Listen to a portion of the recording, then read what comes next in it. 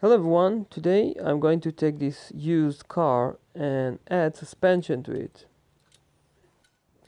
The first thing obviously is to take off the base, and I already did that off camera. Now I'm taking off the wheels, and after taking off the wheels I will have to think how to add suspension to this base. My plan is to add suspension and to leave the original wheels. Since they are made of plastic, they are better suited for my tracks. I have few tracks that I've made for my kids. Few of them are made of cardboard and few of them, of course, are original Hot Wheels orange tracks. After taking off the wheels from the base, I need to eliminate the tabs that were holding the wheels in place.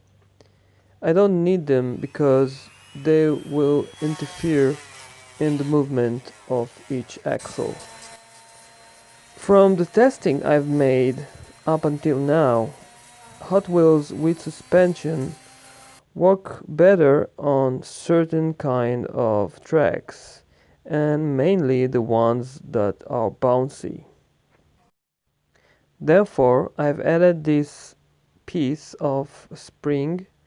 You can take this kind of material from a measuring tape. It is flexible enough and it is very soft.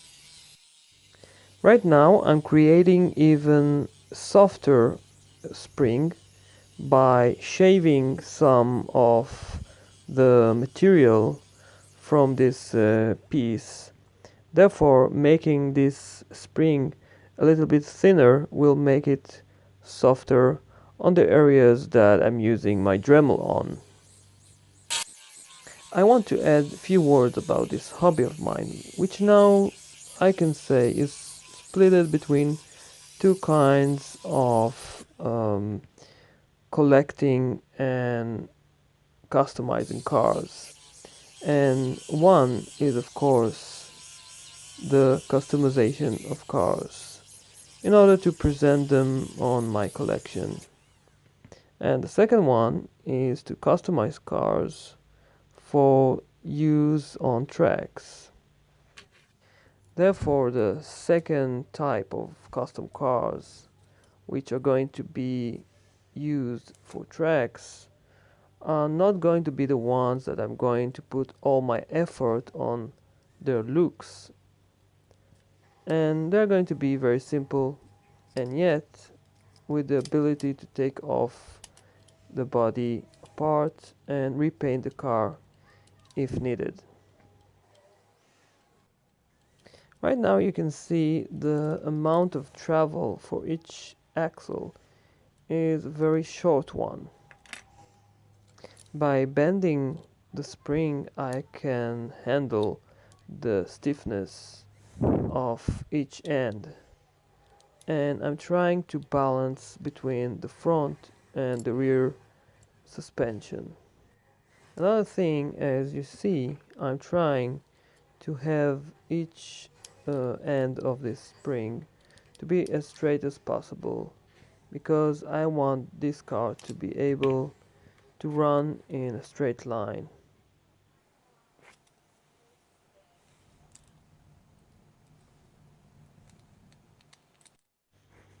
Now I'm assembling the car once again, and I want to see how the suspension is working.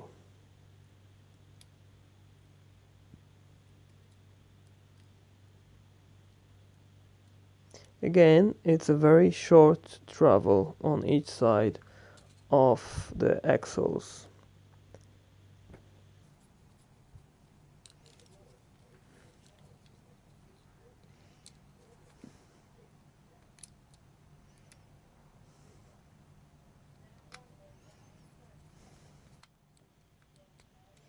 At this point of this video, I'm not too pleased about how the suspension is working on this type of car. That is because this car has the type of wheels that are in one line to the fenders. There are two types of Hot Wheels cars. The other ones that the wheels are more tacked in, and this one has the wheels in line with the fenders. Therefore, the amount of trouble is very limited. So now I have to think about a new way on how to give the wheels the extra travel and therefore to make this car act in a more realistic way. So I came up with another idea. Maybe I can trim the fenders from the inside a little bit and then also making the axles a little bit shorter, and then the wheels will have the ability to travel inside the fenders. Now you can see I'm using my Dremel again, and I'm shaving quite a bit of each fender from the inside. I'm using this special clear piece of plastic in order to defend my eyes, and I can work securely and I can see very clear the work with my Dremel.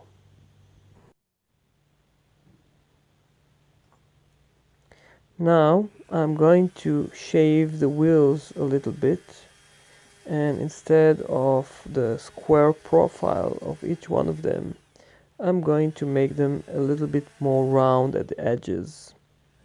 Then they could fit the rounder shape of the inside of each fender in this way.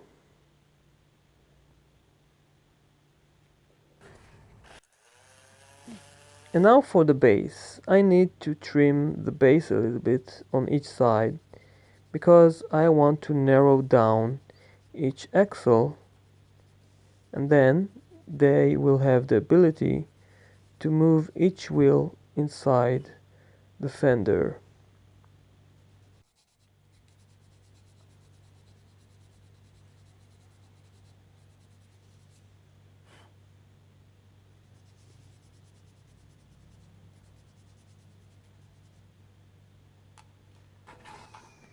Now I'm going to assemble the car once again. You can see each axle has its tiny bend here, and it makes each one of them a little bit narrower than it used to be.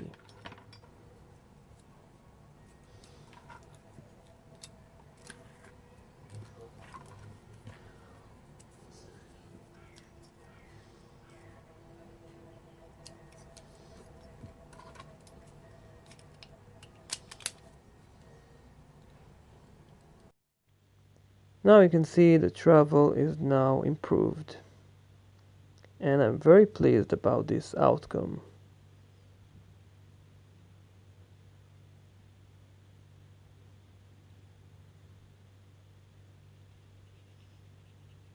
I need to take off each piece of this base that are preventing the wheels to bend if the car is accidentally pressed too hard. But now it works against my suspension, so I'm going to take them off in order to give this car the ability to move more inside its travel.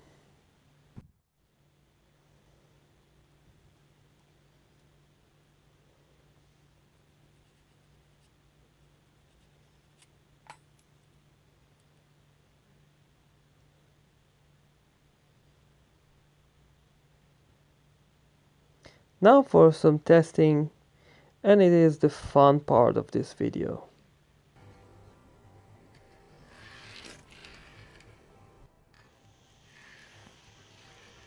You can clearly see the car runs smooth and it is very quiet. I will make a little bit of comparison between a car with no suspension, and here it is, a way smoother ride. I'm not too sure if you can feel it from this video sound, but trust me, this one feels way smooth than the green one.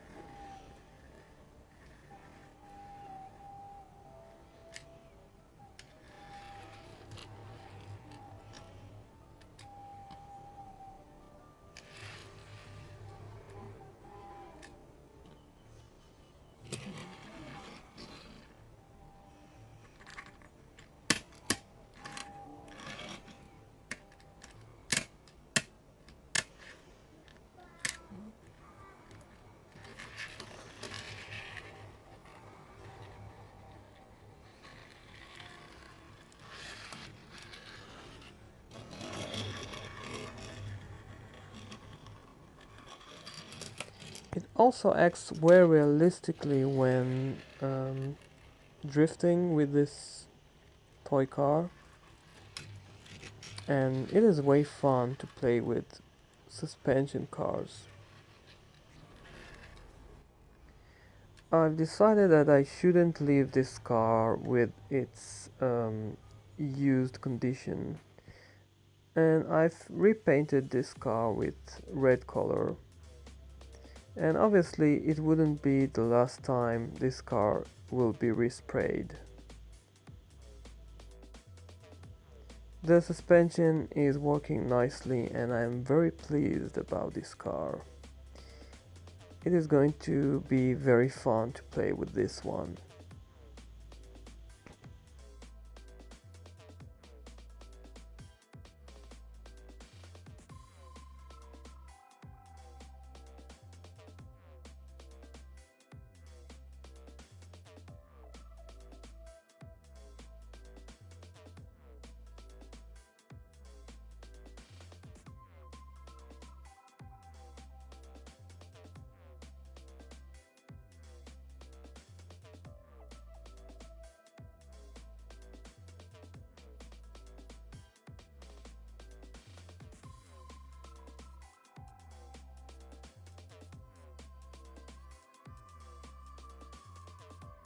And now for a comparison between a stock car and a modified car.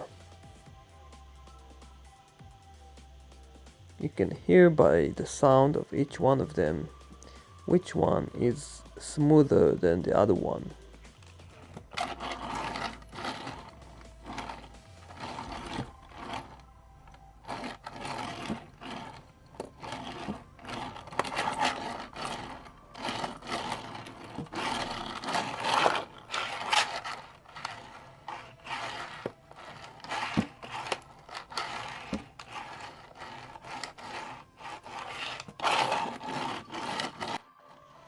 Of course, I'm going to test both cars on my track and see which one is acting better and on which conditions.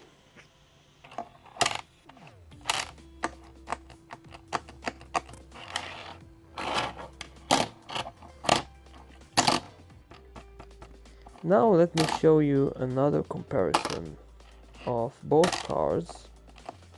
You can see the red car have the wheels more tacked in the body, and the white one has the wheels in line with the fenders. Which one is better? Please tell me.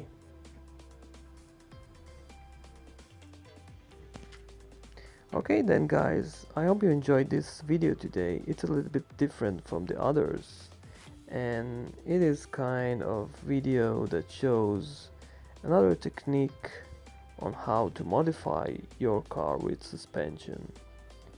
I will see you soon on my next video. So take care and thanks for watching. Bye bye.